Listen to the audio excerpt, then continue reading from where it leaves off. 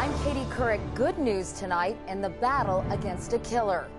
Fewer women are hearing these 4 words: you have breast cancer. Sharon Alfonsi on what may be the reason for a sharp decline. 7% is really huge.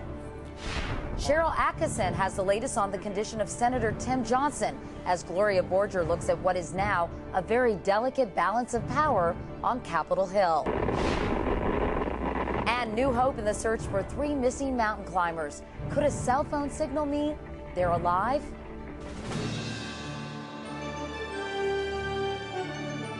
This is the CBS Evening News with Katie Couric.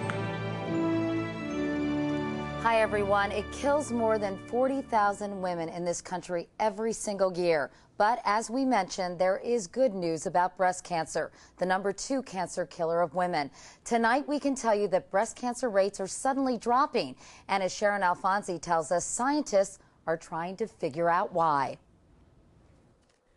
Doctors sometimes use a magnifying glass to look for breast cancer.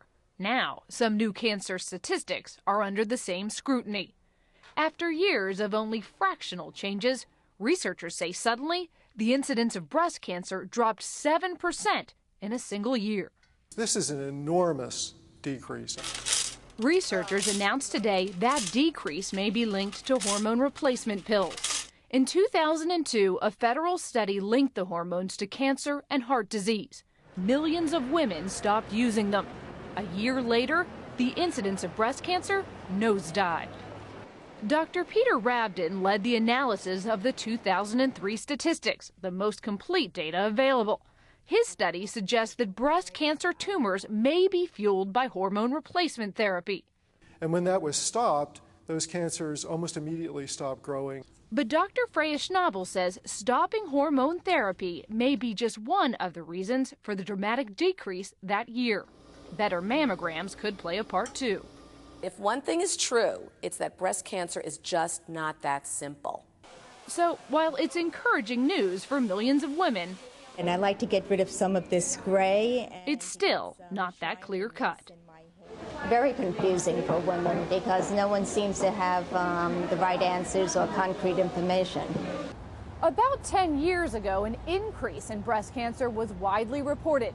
Doctors later learned it was the result of better detection, not a bigger problem. The lesson? Sometimes you have to wait a few years to see how the statistics shake out. Sharon Alfonsi, CBS News, New York.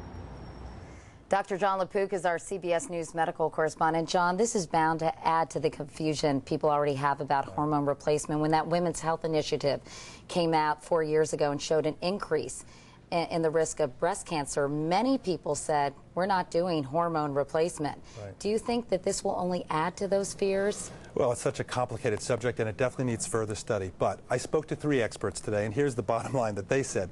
The studies from 4 years ago were in women who were older, in their mid-60s, taking a relatively higher dose of estrogen for about 5 years. And the thinking now is that in a subset of patients of women with symptoms of menopause who are not at increased risk for side effects, that it's very reasonable to give a relatively lower dose of hormones for, say, a few years and see what happens. And who don't have a history of breast cancer either, right? Yeah, those would be the increased risks of problems. All right, Dr. John LaPook, stick around because we have another major medical story we're covering, and we'll talk about that in a moment. It's the sudden illness of Democratic Senator Tim Johnson of South Dakota, who had emergency brain surgery last night, and there are implications for the delicate balance of power in Congress. Johnson is now listed in critical condition. Cheryl Atkinson on Capitol Hill has the very latest. After surgery that went well past midnight last night, Senator Tim Johnson's family released a statement saying he had suffered sudden bleeding in his brain. The symptoms first surfaced during a telephone conference call with reporters yesterday. The money was proposed to be provided a year ago. In the middle of answering a question, Johnson starts to falter. You know, it just is frustrating.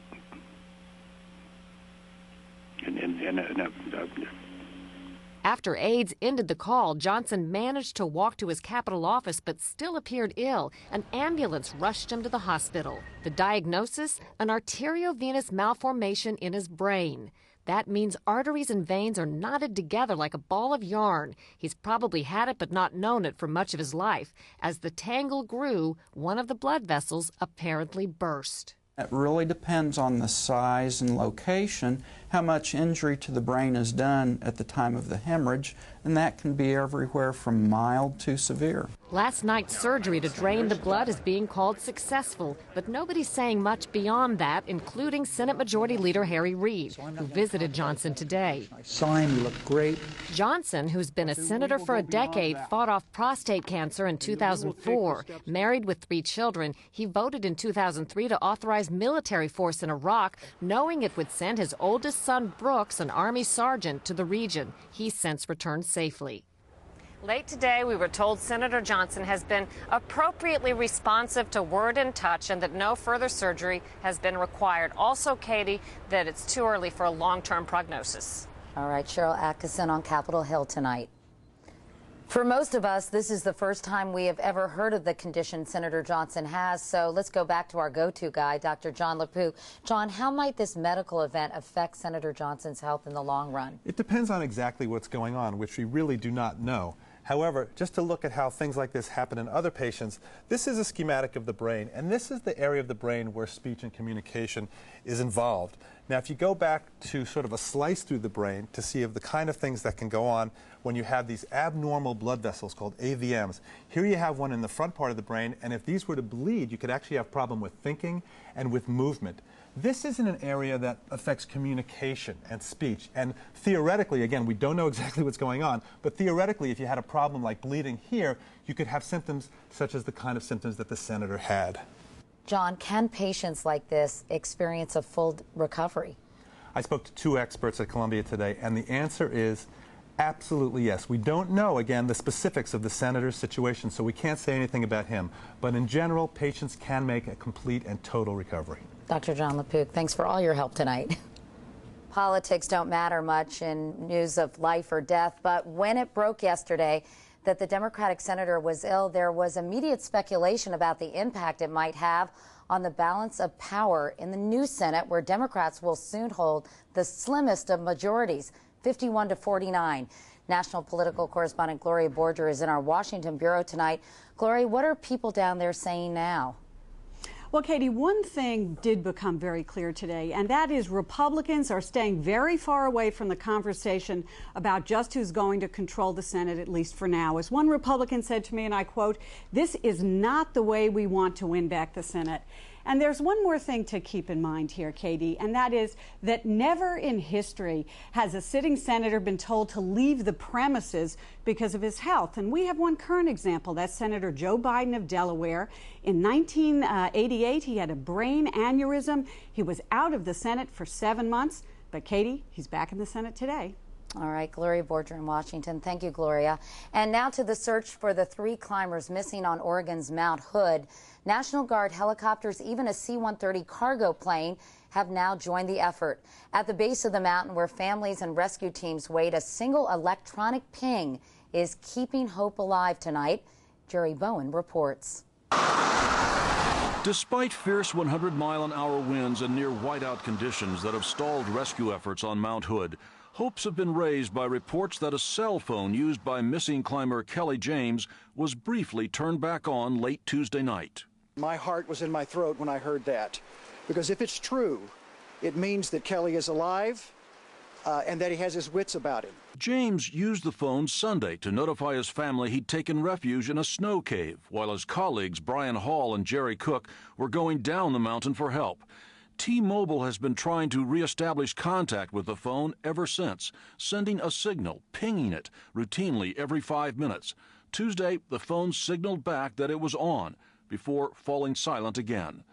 Other high-tech efforts to locate the missing trio, unmanned drones to heat sensors, have been grounded by the brutal weather. The hope is all are in snow caves that could keep them warm and alive. They could be up at the top with Mr. James. They could be in a snow cave down lower. That's why we're kind of continuing some of our lower elevation searches. Karen James, for one, has no doubt her husband is coming down. My husband proposed to me on Mount Rainier, and we're planning our 50th wedding anniversary there, so I know he's coming off this mountain. But with more bad weather moving in, searchers say it may be the weekend before they can get closer to the stranded climbers. Jerry Bowen, CBS News, Los Angeles. And there's much more CBS News ahead. Coming up next, is the U.S. Army being stretched to the breaking point? A dire warning from the top general.